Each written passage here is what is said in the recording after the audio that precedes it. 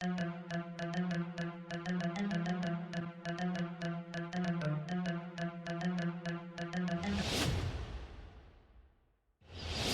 की धरती पर बसा राज्य चंदनपुर अपनी शांति और वहां के राजा विक्रम के लिए प्रसिद्ध था। प्रजा उन्हें पिता समान मानती थी। उनकी एक ही संतान थी राजकुमारी। उनका सौंदर्य, करुणा और भक्ति पूरे राज्य में चर्चा का विषय था। मेरी प्रजा मेरा परिवार है, परंतु मेरी पुत्री मेरे दिल की धड़कन है। उसकी मासूम मुस्कान मेरे जीवन की सबसे बड़ी पूंजी है। राजा होना कर्तव्य है, पर पिता होना भावनाओं का बंधन। मैं चाहता हूँ कि उसकी रक्षा ऐसे हो मानो वह स्वयं चंदनपुर की आत्मा हो। यदि उसके जीवन पर अंधकार का साया भी पड़े, तो वह मेरे राज्य के लिए सबसे बड़ा संकट होगा। महाराज, आपकी भावना जायज है, परंतु स्मरण रखिए, जहां प्रकाश होता है वहां अंधकार भी जन्म लेता है। रानी इस राज्य की ज्योति है, परंतु वही ज्योति किसी दुश्मनों के लिए लालच बन सकती है। मुझे आभास है कि कोई काली शक्ति चंदनपुर की ओर बढ़ रही है। केवल शस्त्रों से सुरक्षा नहीं होती, देवी का आशीर्वाद ही सबसे बड़ा कवच है। महाराज, हमारी सेना अजेय है। यदि कोई शत्रु आया तो उसका अंत निश्चित है, परंतु हरिदास की बात में सत्य है। तलवारें शरीर को बचाती हैं, परंतु आत्मा की रक्षा केवल भक्ति कर सकती है। हमें ये नहीं भूलना चाहिए कि दुश्मन अक्सर छल और तंत्र मंत्र का सहारा लेते हैं। रानी केवल आपकी पुत्री नहीं, बल्कि इस राज्य का भविष्य है। उसकी रक्षा करना हम सबका धर्म है। दरबार गूंज उठा, परंतु किसी को अंदाजा नहीं था कि अंधकार पहले से ही पास आ रहा है। दूर जंगल की गुफा में तांत्रिक कालीनाथ अपनी काली साधना में डूबा हुआ था। उसका लक्ष्य स्पष्ट था, राजकुमारी की बलि देकर अमर होने का वरदान प्राप्त करना। सुबह की सुनहरी किरणें महल की दीवारों को छू रही थी। राजकुमारी मंदिर जाने के लिए निकली। सैनिक और सेनापति वीरभान उसके साथ थे। जब मैं मंदिर जाती हूँ तो मुझे लगता है कि माँ काली स्वयं मेरी रक्षा कर रही हैं। सैनिकों, तुम्हारा कर्तव्य मेरी सुरक्षा है, परंतु सबसे बड़ी सुरक्षा देवी की कृपा है। मंदिर केवल पूजा का स्थान नहीं, बल्कि आत्मा की शांति का दरबार है। हर बार जब मैं वहां जाती हूँ, मुझे लगता है जैसे सारा बोझ हल्का हो गया हो और मन निर्मल हो गया हो। राजकुमारी, आपकी भावना निर्मल है, परंतु हमें राजा का आदेश याद है। आपकी रक्षा सबसे बड़ी जिम्मेदारी है। संसार में ऐसे लोग भी हैं जो आपके प्रकाश को सहन नहीं कर सकते। वे अंधकार में रहते हैं और मासूमों को निशाना बनाते हैं। हम आपके लिए प्राणों की बाजी लगाते हैं। देवी की शरण हमारी ढाल है और हमारी तलवारें आपके चारों ओर कवच की तरह हैं। राजकुमारी मुस्कुराई और आगे बढ़ी। मंदिर तक का रास्ता फूलों से सजा था, लेकिन उसी राह में एक खतरा छिपा हुआ था। मंदिर के पास पहुंचते ही राजकुमारी ने एक अनोखी सफेद बकरी देखी। वह अत्यंत सुंदर और मासूम थी। उसकी आंखों में करुणा और मासूमियत चमक रही थी। देखो, ये कितनी प्यारी बकरी है।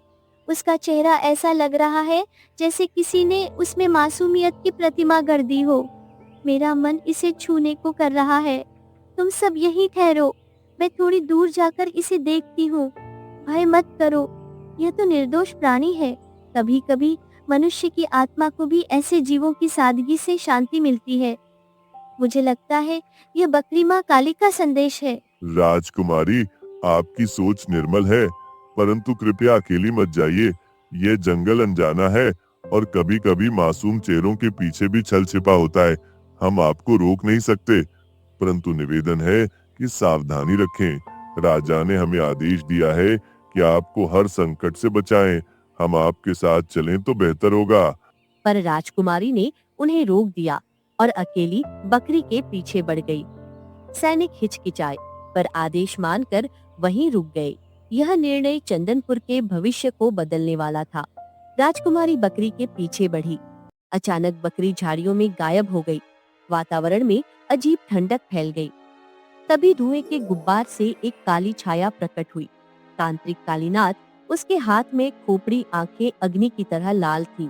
राजकुमारी, आखिरकार तुम मेरे जाल में आ ही गई। मैंने जानबूझकर बकरी का रूप धारण किया। मुझे पता था कि तुम्हारी करुणा ही तुम्हारी सबसे बड़ी कमजोरी है। मनुष्य अक्सर अपनी दया से बंध जाता है और आज वही तुम्हें यहाँ तक खींच लाया। मेरी अधूरी साधना पूर्ण होगी और मैं अमर हो जाऊंगा। तुम्हारी आवाज अब न सैनिकों तक पहुंचेगी, न तुम्हारे पिता तक। आज से तुम्हारा संसार यही अंधकार है। तुम्हारे शब्द भयावह हैं, पर सत्य यह है कि करुणा कमजोरी नहीं, शक्ति है। तुम कहते हो कि मैं तुम्हारे जाल में फंस गई हूँ, पर याद रखो, मेरी रक्षा माँ काली करेंगी। यदि तुम निर्दोष की बलि देकर अमृत चाहते हो तो यह तुम्हारा भ्रम है। इतिहास गवाह है कि मासूमों का रक्त बहाने वाले कभी अमर नहीं होते, केवल विनाश पाते हैं। राजकुमारी के इन शब्दों से कालीनाथ क्रोधित हो उठा। उसने मंत्रोच्चारण शुरू किया। सैनिक अचानक चीखते हुए जमीन पर गिर पड़े और बेहोश हो गए। राजकुमारी की आंखें बोझिल हो गईं। तांत्रिक ने उसे बंधन में बांध लिया और गुफा की ओर ले गया। सैनिक कुछ समय बाद होश में आए। भय से कांपते हुए वे महल की ओर भागे। राजा विक्रम दरबार में बैठे थे। महाराज, हमसे अपराध हो गया। राजकुमारी मंदिर के मार्ग में अचानक लापता हो गईं। हमें केवल इतना याद है कि एक अजीब धुआं फैला और हम सब बेहोश हो गए। जब होश आया तो राजकुमारी वहां नहीं थी। मुझे संदेह है कि कोई काली शक्ति उन्हें ले गई है, परंतु अभी हमें अनुमति दीजिए कि हम उन्हें खोजने निकलें। ये केवल एक अपहरण नहीं, बल्कि पूरे राज्य के लिए संकट है।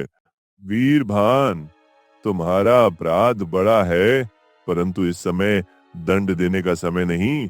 मेरी बेटी मेरे प्राणों की डोरी है। यदि उसको कुछ हुआ तो यह राज्य अंधकार में डूब जाएगा। मैं सेना को आदेश देता हूँ, हर कोना छान मारा जाए, चाहे वह दुष्ट हो या कोई और। मैं उसे जीवित नहीं छोड़ूंगा। मैं स्वयं उसकी खोज में निकलूंगा, क्योंकि पिता का दिल तब तक चैन नहीं पाएगा जब तक पुत्री सुरक्षित न लौट आए। महल में हाहाकार मच गया, परंतु पंडित हरिदास ने राजा को शांत करने के लिए आगे कदम बढ़ाया। राजमहल के आंगन में शोक का वातावरण था। राजकुमारी के गायब होने की खबर से पूरा चंदनपुर कांप उठा। राजा विक्रम अपनी बेटी की यादों में डूबे। हे देवताओं, मैं राजा हूँ, पर इस समय केवल एक असहाय पिता हूँ। मेरी बेटी मेरी धड़कन है। आज उसका चेहरा मेरी आंखों से ओझल हो गया है। मेरे पास सेना है, तलवारें हैं, परंतु सब व्यर्थ लग रहा है। यदि वह मेरे पास नहीं लौटी तो ये राज्य मेरे लिए शून्य हो जाएगा। हे माँ काली, मेरी प्रार्थना सुनो और मेरी संतान की रक्षा करो।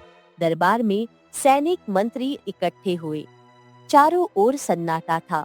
सबकी आंखों में भय और चिंता झलक रही थी।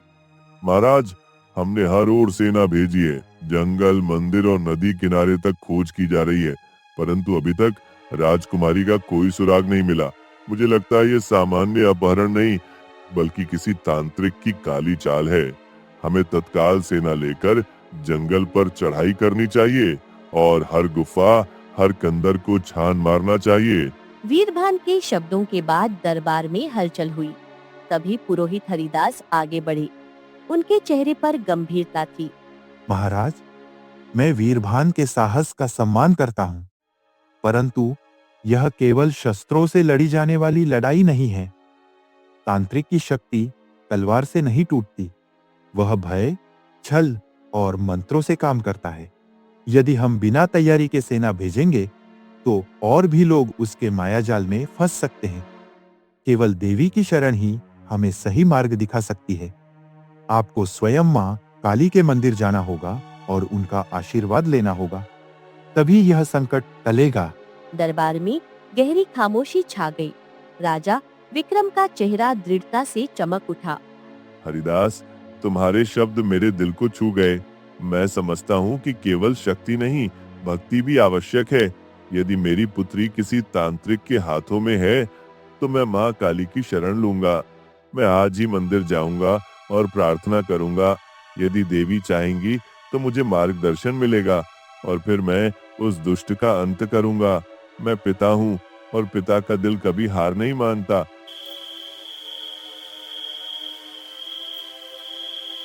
रात का समय था। चांदनी में चंदनपुर का मार्ग चमक रहा था। राजा विक्रम घोड़े पर सवार होकर मंदिर की ओर निकले। पंडित हरिदास उनके साथ थे। मंदिर का विशाल शिखर दूर से ही दिखाई दे रहा था। वहां पहुंचते ही घंटियों की ध्वनि और धूप की सुगंध ने वातावरण को दिव्यता से भर दिया। हे माँ काली, आज मैं राजा नहीं, एक पिता बनकर आया हूँ। मेरी पुत्री आपके चरणों में समर्पित है। कृपया मुझे शक्ति दीजिए। मेरे हाथों को वह अस्त्र दीजिए जो उस अधर्मी को समाप्त कर सके। मैं वचन देता हूँ कि अपने प्राणों की आहुति देकर भी अपनी पुत्री और इस राज्य की रक्षा करूंगा। मंदिर की गर्भगृह में आग की लपटें और मंत्रों की गूंज के बीच अचानक वातावरण बदल गया। एक असीम प्रकाश की तेज छाया ने पूरा मंदिर लपेट लिया। राजा विक्रम के प्राण थम गए। उसने जो भी मांगा था वह आवाज अब सीधे उसके हृदय में गूंजने लगी।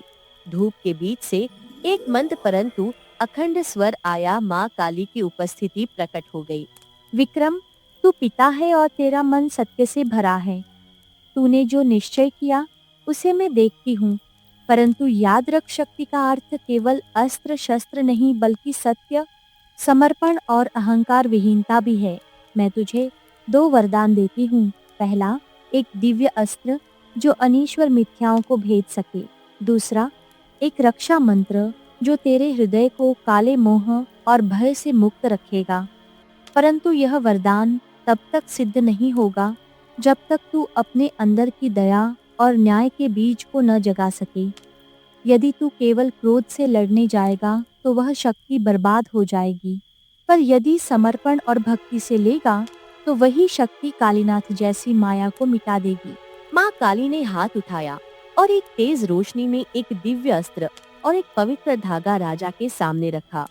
दिव्य अस्त्र आध्यात्मिक शक्ति से कठोर परम सत्य को भेद सकती थी और धागा राजा के मन को स्थिर रखने का चिन्ह था। माँ काली ने राजा को कालीनाथ के बारे में बताया, उसकी साधना, उसकी कमजोरी और वह तरीका जिससे केवल भक्ति प्रभात से उसे पराजित किया जा सकता था। मंदिर के गर्भगृह में पंडित हरिदास चुपचाप सुन रहे थे। सुनो विक्रम, कालीनाथ केवल काली शक्ति का असली साधक नहीं है। वह अपने अहंकार और मृत्यु के भय से ऊर्जा लेता है। उसने सत्य की जगह भ्रम को अपनाया और निर्दोषों की करुणा को बलि का साधन बना लिया। उसकी गुफा में कई मायाएं रखी हैं, धुंध, बहकाने वाले स्वर और भुजाओं जैसी परछाइयां। पर उसकी असली कमजोरी यही है कि वह भक्ति और समर्पण से उत्पन्न प्रकाश का सामना नहीं कर सकता। तू दिव्य अस्त्र का इस्तेमाल कर देवे पर उसकी भौतिक देह पर तलवार प्रभाव नहीं दिखाएगी, पर जब तू अपने मन से देवी का स्मरण करेगा और भक्ति से काम लेगा तब वही अस्त्र उसकी माया को चीर देगा। यह याद रखो, शक्ति तभी सफल होगी जब उसमें दया और न्याय का बीज हो। माँ काली की बातों से राजा के मन में एक नया साहस और संयम जाग उठा। वह न केवल क्रोध से लड़ने का निश्चय ले रहा था बल्कि भक्ति और न्याय से भी। राजा विक्रम मंदिर से लौटा। सेना को तैयार किया गया, परंतु इस बार राजा ने कहा कि वे केवल अस्त्रों से नहीं, मन की एकता और देवी की भक्ति से लड़ेंगे। वीरभान, सुनो, तुम्हारी तलवारें निर्भीक हैं और तुम्हारा साहस अपार है। फिर भी मैं केवल भौतिक अस्त्रों पर भरोसा नहीं कर सकता। मैंने माँ काली से वरदान लिया है। वह बोली कि क्रोध यदि अहंकार बन जाए तो शक्ति नष्ट हो जाएगी। इसीलिए मैं चाहता हूँ कि तुम सैनिकों के मन में भक्ति और न्याय का बीज बो। हमें उन लोगों को जो हमें फंसाने आए हैं केवल तलवार से नहीं बल्कि सच्चाई, धैर्य और समर्पण की शक्ति से परास्त करना है। इस लड़ाई में तुम मेरी आंखें और मेरी ढाल बनोगे, परंतु याद रखो कि हमारा उद्देश्य केवल विनाश नहीं बल्कि उस अज्ञान की जड़ को समाप्त करना है जिसने कालीनाथ को जन्म दिया। वीरभान ने राजा की बात सुनी और उसकी आंखों में संकल्प की चमक और भी तेज हो गई। सैनिकों को भगवत नाम और मंत्रों के साथ तैयार किया गया, क्योंकि अब लड़ाई केवल राजा और तांत्रिक की नहीं, बल्कि धर्म और अधर्म की लड़ाई बन चुकी थी। कालीनाथ की गुफा जंगल की गहराई में थी, काले पत्थरों से ढंकी और हड्डी जैसे निशानों से भरी। वहां पर अजीब आकृतियां झूलती थी और हवा में नगाड़ों की धीमी गूंज सुनाई देती थी। राजकुमारी को एक चक्राकार स्थल पर बांधा गया था। उसके चारों ओर पुराने तंत्र चिन्ह बने थे और हवाएं जैसे मंत्रों का दोहराव कर रही थी। मैंने वर्षों तक इंतजार किया कि किसी निर्दोष का सौंदर्य मेरी तपस्या की आग में भस्म हो। रानी की मासूमियत ही मेरी अंतिम कुंजी है। आज जब मैं उसकी आहुति में अग्नि प्रज्वलित करूंगा, मेरी साधना पूर्ण होगी और मैं काल अपराजय बन जाऊंगा। यह सत्ता मुझे देवों के समान बनाएगी। कोई मेरा सामना नहीं कर सकेगा। जो लोग सोचते हैं कि उनकी तलवारें मेरे आगे टिक सकती हैं, वे मूर्ख हैं। मेरा ज्ञान मृत्यु के भय पर टिकता है और वही मुझे शक्ति देता है। काली धूप के बीच कालीनाथ अपने मंत्रों में लीन था। राजकुमारी की आंखों में भय और हिम्मत का भाव था। वह अंदर से देवी की उपस्थिति महसूस करने की कोशिश कर रही थी, पर गुफा की मायावी शक्ति उसे कमजोर कर रही थी। तलवारों की झनकार और मंत्रों की गूंज के बीच राजा विक्रम और उसकी सेना गुफा के द्वार पर पहुंचे। राजा ने माँ काली के धागे को छाती पर बांधा और दिव्य अस्त्र हाथ में रखा। कालीनाथ, सुन ले, मैं केवल राजा नहीं, पिता विक्रम हूँ और मैं अपनी पुत्री की रक्षा के लिए आया हूँ। तेरा भ्रम कितना भी बड़ा क्यों न हो, परंतु मैं उस भ्रम के सामने झुकने वाला नहीं। मैंने माँ काली का वरदान पाया है और मेरा मन सच्चाई और समर्पण से भरा है। यदि तू शक्ति का दुरुपयोग कर रहा है तो आज वही शक्ति तुझ पर भारी पड़ेगी। मैं यहाँ केवल लड़ाई के लिए नहीं आया, मैं यहाँ उस अज्ञान और लालच को जड़ से उखाड़ने आया हूँ जिसने तुझे बांधा है। राजा की भूमि और मन दोनों ने जैसे एक साथ आवाज़ उठाई। गुफा के अंधेरों में कालीनाथ की लहरें उभरी और लड़ाई की घड़ी आ गई। राजा विक्रम, तू अपने अहंकार में यहाँ आया है। तेरी तलवार और सेना मेरे मंत्रों के आगे राख बन जाएगी। देख, यह गुफा ही मेरी शक्ति है।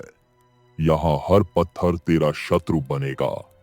तेरे कदम भारी होंगे और तेरे सैनिक अंधे हो जाएंगे।